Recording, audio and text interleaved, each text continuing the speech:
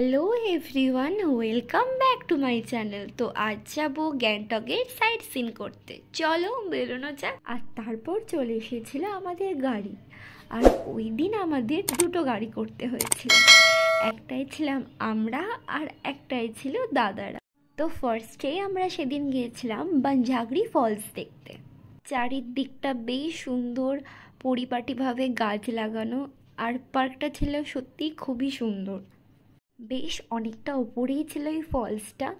ওই যে দেখতে পাচ্ছ জল, ওটাই হলো ঝর্ণার জল। আর এই হলো বানঝাগড়ি ওয়াটারফলস, যেটা অপরূপ সুন্দর। সবাই প্রচুর ফটো তুলেছি এখানে, আর অনেক মজাও করেছি। আর এই পার্কে ছিল অনেক অ্যাক্টিভিটিস, যেগুলো আমাদের করা হয়ে ওঠেনি। আর এই পার্কেই ছিল একটা সুন্দর ওয়াটার পুল। আর এটা হলো আমার থার্ড ডে OOTD। হলো আরেকটা ফলস, যেটার নামটাই মুহূর্তে মনে ছিল না। আর এখানেই বেশ কিছুক্ষণ বসে আমরা খেয়েছিলাম মোমো, আর তারপর গিয়েছিলাম মনেস্ট্রি। গ্যাংটকে কিন্তু প্রত্যেকটা জায়গাতেই টিকিট কেটে তবে ঢুকতে হয়। মনেস্ট্রিটা ছিল বেশ অনেকটা নিচে আর বেশ অনেকটাই বড়। এটা হলো মনেস্ট্রিটার এন্ট্রান্স। ওই যে দূরে দেখো মেঘলা হয়ে আছে, ওয়েদারটা তখন থেকে বেশ খারাপ হতে লাগছিল। আর এই হলো সেই মনেস্ট্রি, অসাধারণ সুন্দর। যেরকম বাইরেটা ঠিক সেরকমই ছিল ভিতরটাও, তবে ভিতরে সেইভাবে কোনো ভিডিওই করা হয়ে ওঠেনি। আর তারপর আমরা গেছিলাম একটা সুন্দর ফুলের জগতে।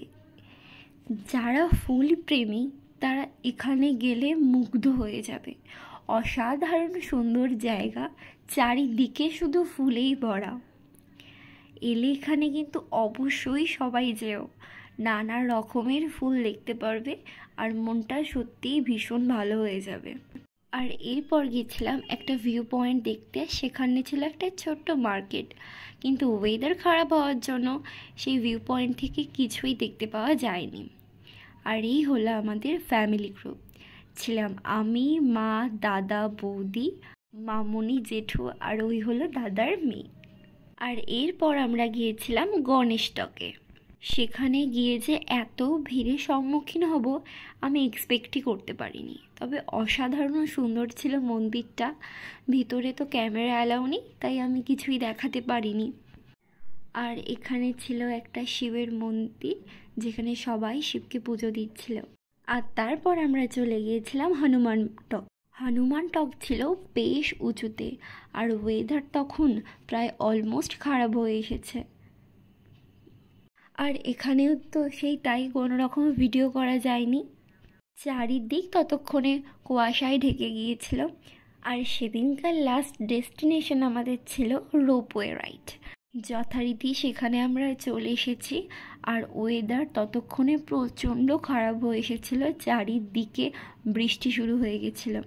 তাই রোপওয়েতে আমরা চড়তে পেরেছি, কিন্তু সেইভাবে আমরা কিছুই দেখতে পারিনি বৃষ্টির কারণে। তারপর এখান থেকে বেরিয়ে আমরা চলে গেছিলাম হোটেলে।